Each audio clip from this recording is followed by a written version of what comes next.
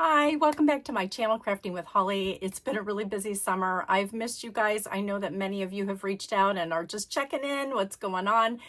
It's really been a busy month of traveling for my family in the month of July.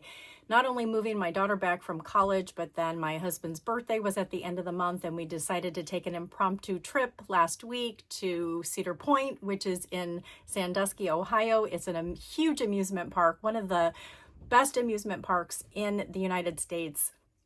And so it's just been a really good month spending time with family, and my sister's birthdays were a couple of days ago.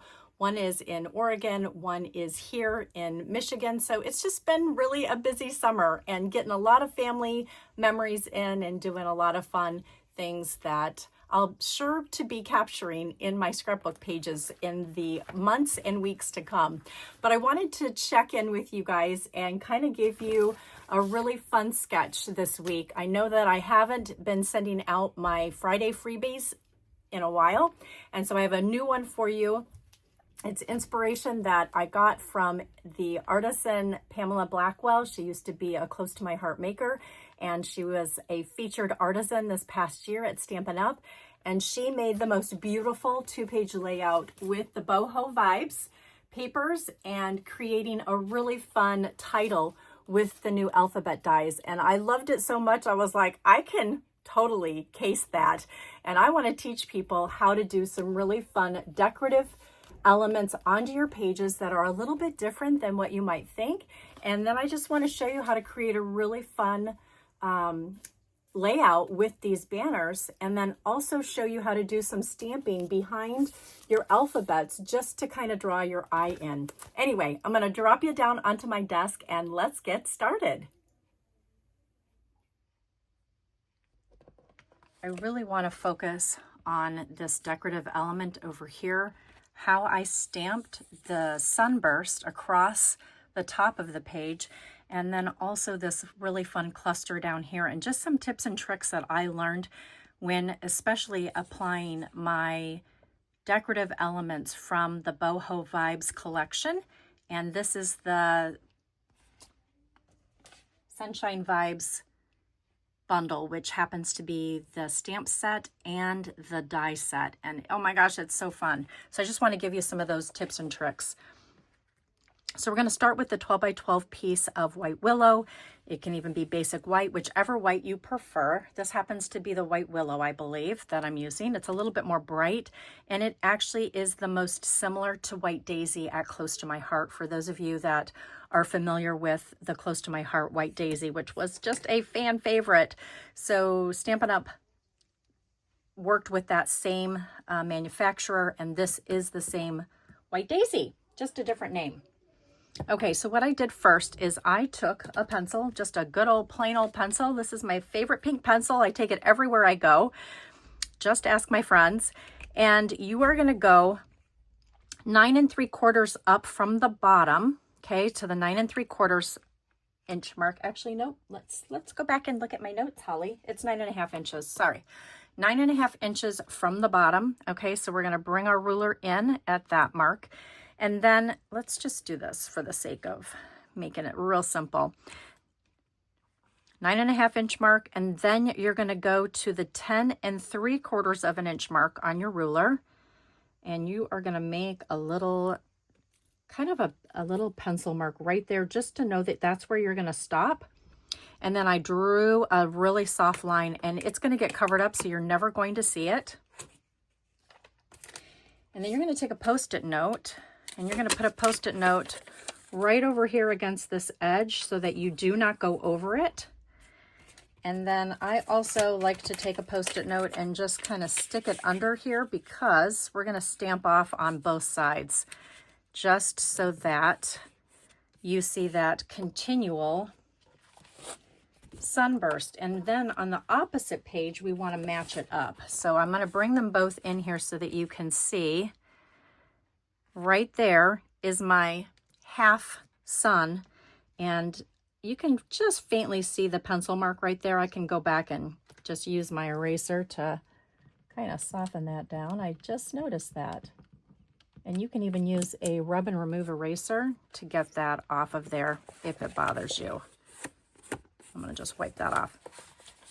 Anyway, so the whole idea is when you're looking at the 2-page layout, this sun is continual. So let's start with that.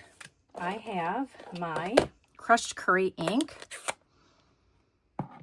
And then I also have the half of the burst.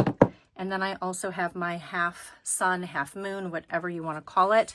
And the key is that you want to start on this side, which is the left page.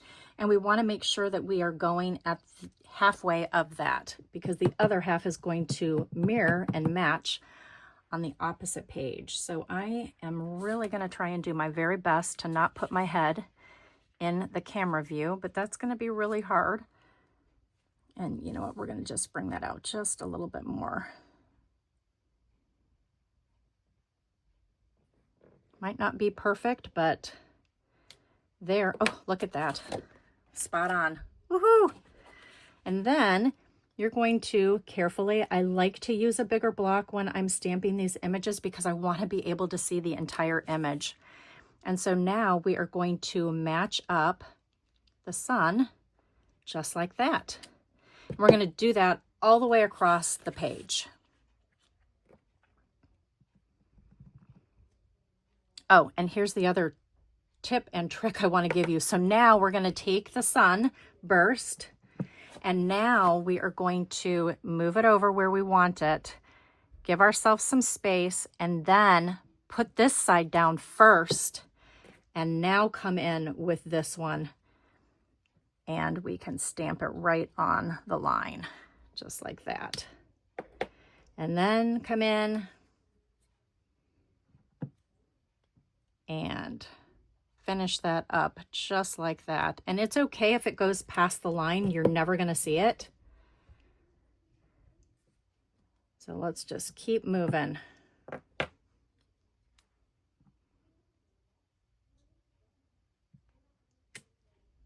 And it's so much easier if you don't have a camera in front of your head, I promise you. But I think I'm doing pretty good. And again, like I said, you want that to come down. Isn't that so beautiful? Oh my gosh, I love this set so much. I have played with it on so many different projects, and my favorite happens to be capturing sunsets. So if you love to take pictures of sunsets, I promise you, you will not be disappointed when you use the boho vibes for this. And then we're going to go ahead and finish off this side, and not to worry, because you truly aren't going to see much of it. But we still want to finish it. And just make sure that goes all the way through, just like that. Isn't that so cool? If you're new to this channel, welcome. I am so glad that you found me and that you stopped by and took the time to watch this video. I would appreciate it if you would just go down to that notifications and smash that like button and smash the subscribe so that you can stay up to know on all of the things that I'm creating and crafting in my craft room. And don't forget, on Fridays, if you join my email list, you will get a Friday freebie from me sent to your email, and it's a guide. It's usually a scrapbooking sketch that you can copy and make on your own, and sometimes it's even a card sketch. But I'd love it if you would just follow me on this crafting journey, and thanks again for taking the time to watch. So now I want to show you how I did the splattering on here, up in this quadrant right here, and then also down below in this one. And we're going to do two really fun ink techniques. I'm going to get those out of the way. We're going to bring in Petal Pink, and I'm going to bring in another block. Excuse my reach. And I literally am going to just put ink onto my block just like this. And you can do it either way. You can just tap it a couple of times. You definitely want to get enough ink on there. And then I'm going to bring in an old close to my heart shipping box from back in the day, because it's great for splattering, and you can see I splatter a lot in here.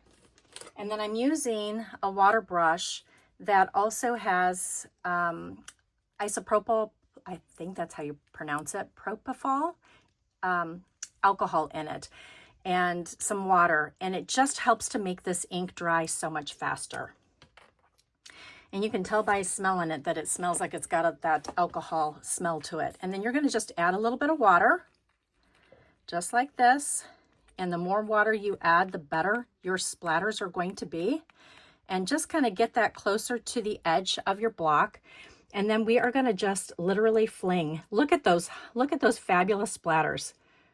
We're just going to fling down there in that direction, and then we're going to fling over here in this direction. Oh my gosh, I love these big splatters. And then this is going to dry, and it is going to be a lot lighter. This is not going to look as intense as it does here. It's going to look a lot lighter, just like these. But look at those fabulous splatters. I absolutely love them. And then to get these smaller ones, you're going to take the new Stampin' Right in Secret C. And this was the best technique that I have ever been shared with my friends. We were crafting back in the end of June and July, and one of them said, hey Holly, just open up the Stampin' Blend. Stampin' Right, sorry, not the Stampin' Blend. You definitely want the Stampin' Right marker. Take it to the brush side, go into the lid, and you're going to fling it. Look at those amazing little tiny splatters. Just like that. And I'm going to bring it up to camera so you can see it. But look at how amazing those little tiny splatters are with the bigger splatters. It just creates a completely different look to your layout. So let me get this out of the way now. And now I want to just give some other tips and tricks for creating this layout. So the banner that I used, I want to say it's the second one in. And let me just pull this out. If you guys don't have the party banner dies and the alphabets, I'm serious. This is probably one of the greatest sets I have ever played with. And they are so substantial. So I think this is the largest one. It is. Okay, so you're going to take the 6x6 Designer Series paper. And I believe that I have it right here in my little organizer stash. I put it in an old Close to My Heart stamp envelope that I had. And so you're basically going to take these and you're going to, I'm pretty sure this is the right size. Yeah, it is. So you're going to go down here in the corner just like so, and you're going to run it through your embossing and die cut machine, and then you're going to take off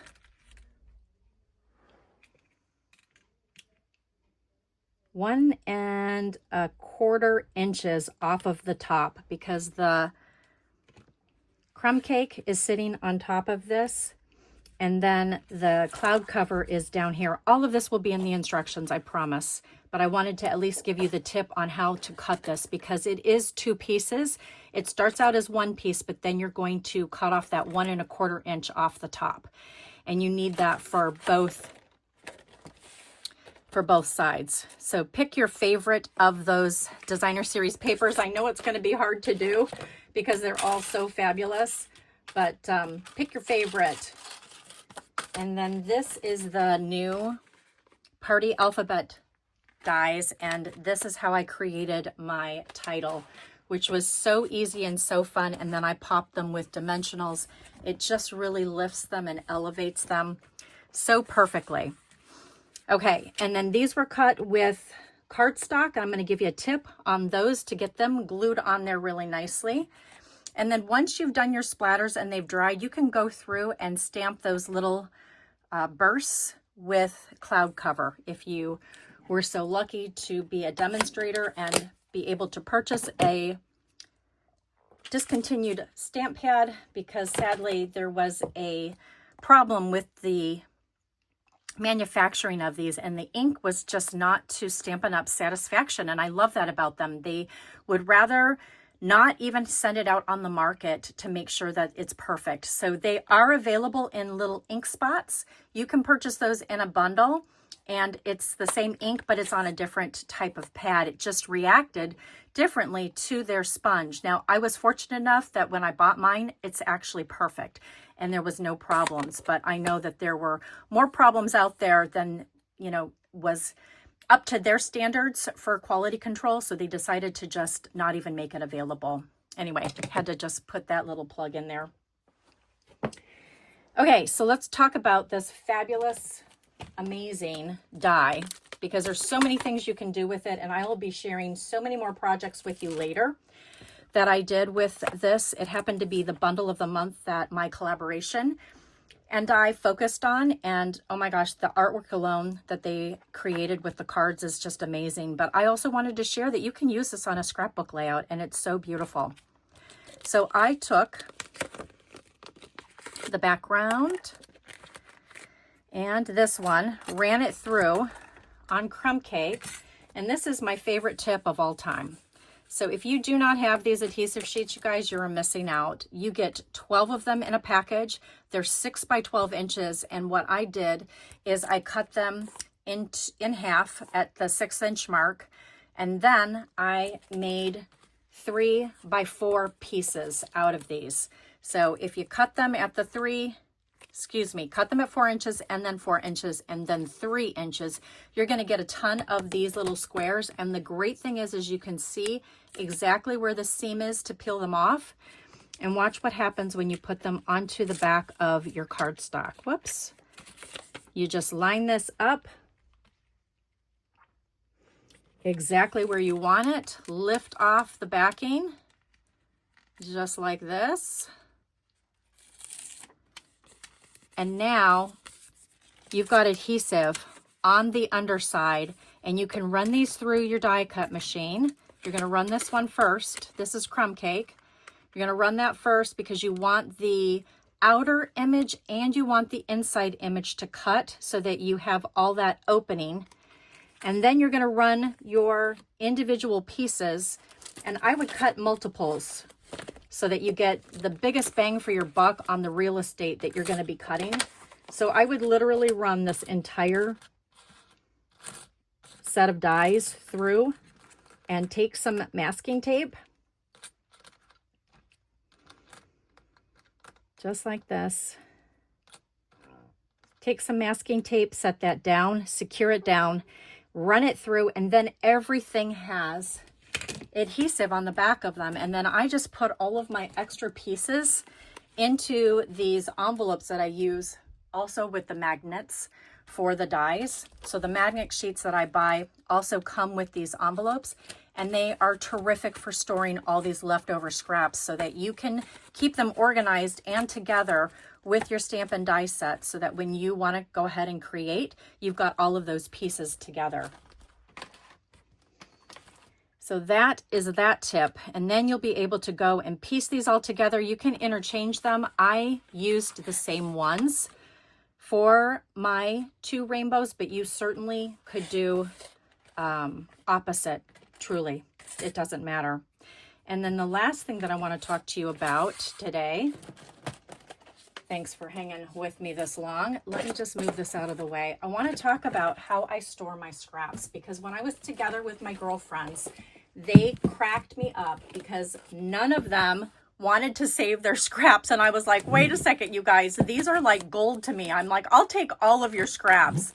And so this is how I store all of my scraps. These are really simple, cheap magazine racks. And then I get 8.5 by 11 page protectors. In fact, I have in the description down below, I'll have the Amazon link to my Amazon shop. I get pennies, truly. It's pennies on the dollar that they send me for recommending products that I buy on Amazon. But you know what? Every little penny helps, and I appreciate your guys' support. So these are, you get a 500 pack of these. They will last truly your entire life. and I just put all of the colors in order. So I've got all of my neutrals, my blacks, my whites, then I have the in colors, the rest of the in colors, and then I have the neutrals on this side. And then on this side, I've got the subtles, I've got the regals, and I have, oh my goodness, brights, right? Brights, thank you. Brights, no, subtles, brights, regals. Oh my gosh, you guys, I'm still getting used to all of this. Anyway, this was just another super quick and easy way for me to keep all of my scraps together. And when I need them, I can pull them out and take what I need and stick the rest back in there and literally have tons of scraps available at my fingertips, because let's just face it, some of these dies are so intricate that you don't want to waste a full sheet of paper to just cut something out like that. So I found for this particular die, a 3x4 is the perfect size. Put that adhesive sheet on the back, run it through, and you've got so many of them to choose from for many, many, many projects to come.